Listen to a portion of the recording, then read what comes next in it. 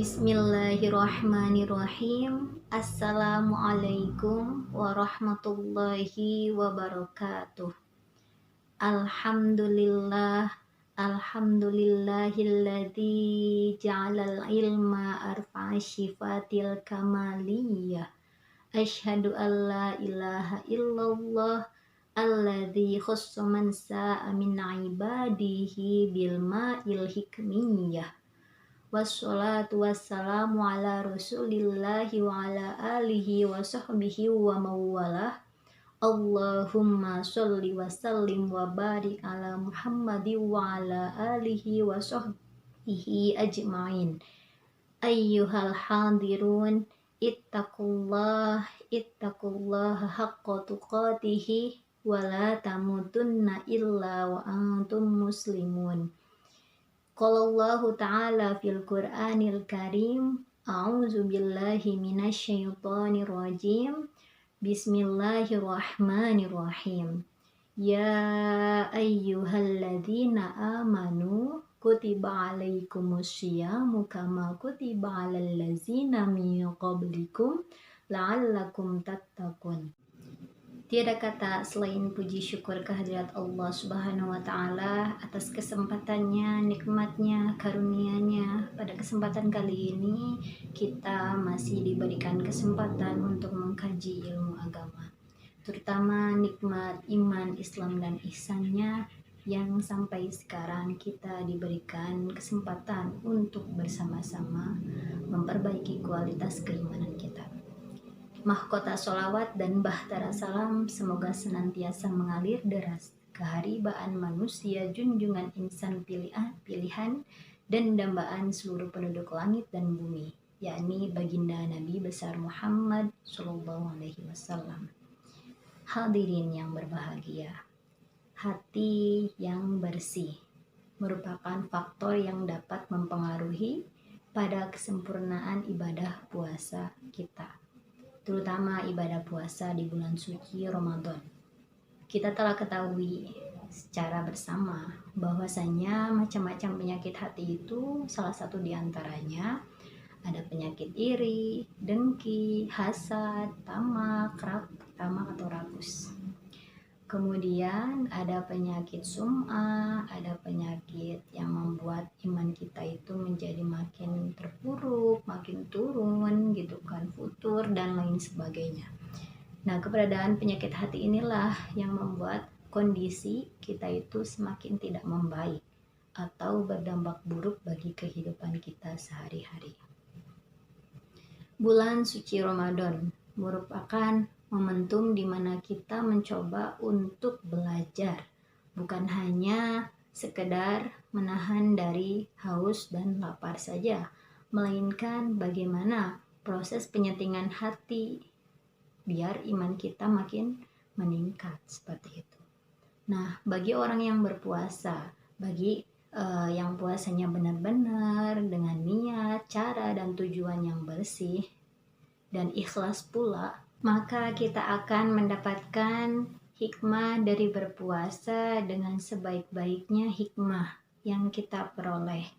Oleh karenanya, di sini akan diuraikan beberapa hikmah yang sebagai tazkiyatun nafs atau pengingat untuk diri kita bahwa hikmah dari kita berpuasa, manakala kita berpuasa dengan sebenar-benarnya puasa.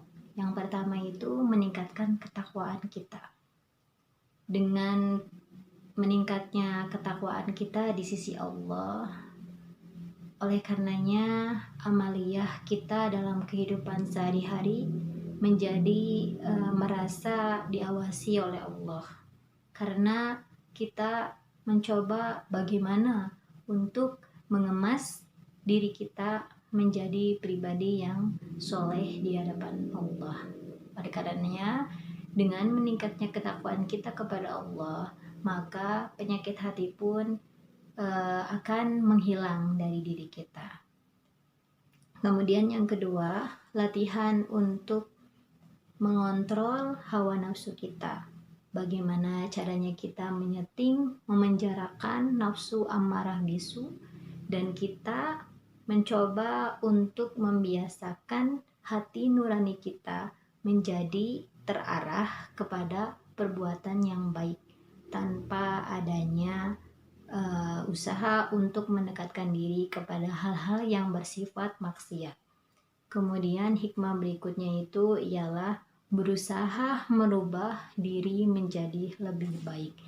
Inilah hikmah yang sesungguhnya yang bisa kita peroleh, yang dimana kita bisa mencoba untuk meminimalisir penyakit hati yang datang, yang bersemayam di dalam diri kita. Kemudian, seperti yang kita sadari bersama, bahwa iman kita kadang naik, kadang turun. Di saat iman kita sedang turun, pasti penyakit yang bernama ghaflah atau lalai atau futur, barangkali malas untuk melakukan kebaikan, malas untuk ini, malas untuk itu, seperti itu. Itu lebih condong mengikuti nafsu amarah bisunya kita, seperti itu. Begitupun sebaliknya, di saat iman kita sedang kokoh, iman kita sedang naik, hal-hal yang berbaur ghaflah, hal-hal yang berbaur futur, itu akan menjauh dari diri kita, seperti itu. Nah, oleh karenanya di sini berusaha meningkatkan iman itu salah satu wujud dari menghindari diri kita dari penyakit hati. Kemudian yang menjadi tanda tanya besar bagi kita itu, mengapa banyak sih gitu kan orang-orang yang justru merasa berat untuk melakukan ketaatan diri kepada Allah, termasuk diri pribadi. Lalu di manakah nikmatnya iman itu? Sejatinya hal semacam ini juga dialami oleh fisik kita, ya, fisik sebagai manusia. Semua orang pasti mengalami sakit. Di saat ia sakit, makan pun terasa hambar, tidak menikmati hidangan yang telah disajikan, dan keluhan-keluhan lainnya. Seperti itu. Kemudian, orang yang sedang sakit hatinya juga sama halnya. Pada saat seseorang yang peduli akan dirinya itu memberikan nasihat yang baik, kemudian memberikan nutrisi yang baik juga untuk dirinya, apa tanggapannya? Merasa pahit untuk diterima, atau condong menolaknya. Oleh karenanya, hal inilah yang menjadikan manakala kita tidak segera untuk mencari tahu obatnya, maka penyakit hati itu terus bersemayam dalam diri kita. Oleh karenanya di sini, bagaimana cara mengobati hati kita biar hati kita itu terhindar dari penyakit hati seperti itu. Nah, Imam Ibnul Qayyum dalam karyanya yang berjudul Al-Ighosatul Lahfan jilid 1 halaman 16 sampai 17 ada 3 teori pokok yang dapat menyembuhkan sesuatu dari sakitnya itu. Yang ini juga digunakan dalam ilmu medis pada umumnya seperti itu. Yang pertama, ada hifzul quwwah, yaitu menjaga kekuatan. Kemudian yang keduanya al-himayatil anil mu'zi. Al-himayatil anil mu'zi itu melindungi kita dari munculnya penyakit baru. Kemudian yang ketiga, istifrogul mawadil fasidah, yaitu menghilangkan penyakit yang ada dalam dirinya, seperti itu. Yang pertama, hifzul quwwah.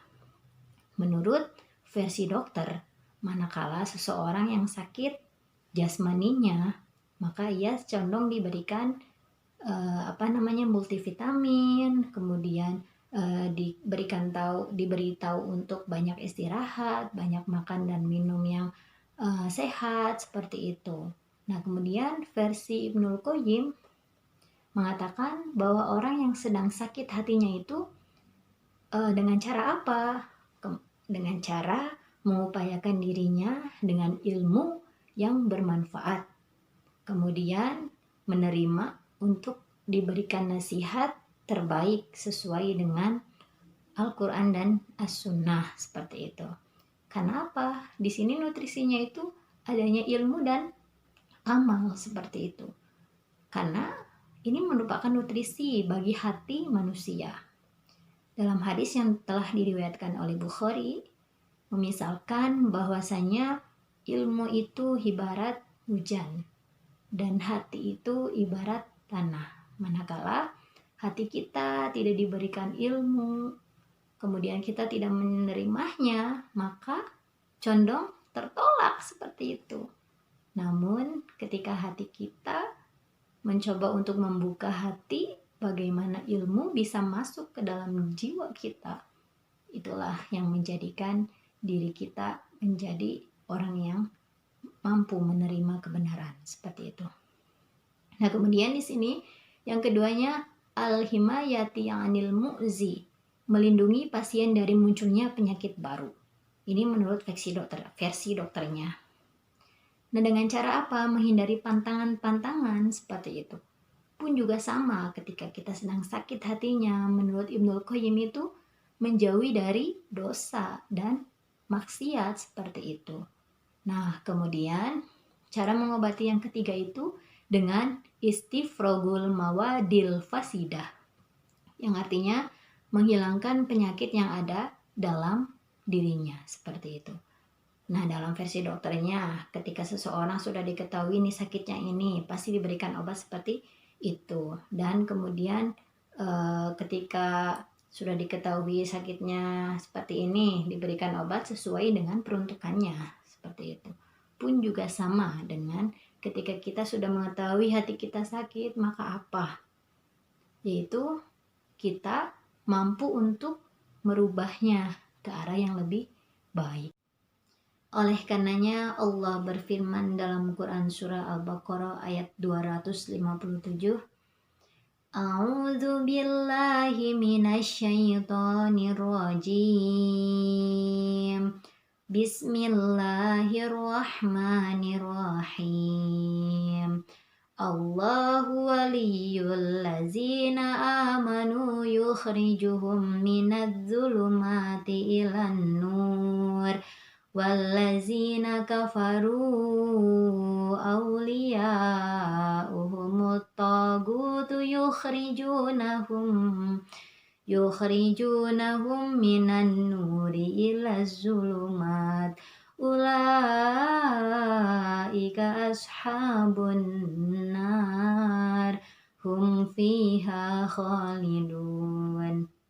Allah pelindung bagi orang yang beriman dan mengeluarkan mereka dari kegelapan kepada terang benderang, yakni iman.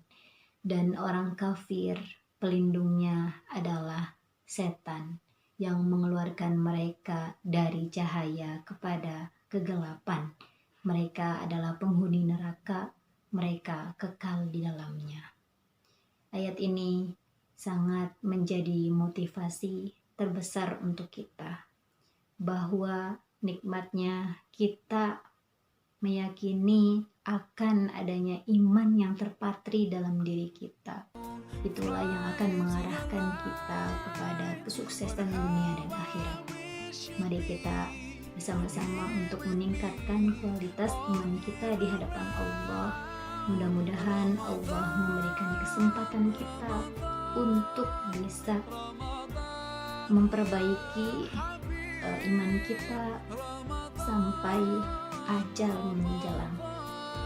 Mudah-mudahan ada guna dan manfaat untuk Ananda sekalian. Kurang dan lebihnya mohon maaf.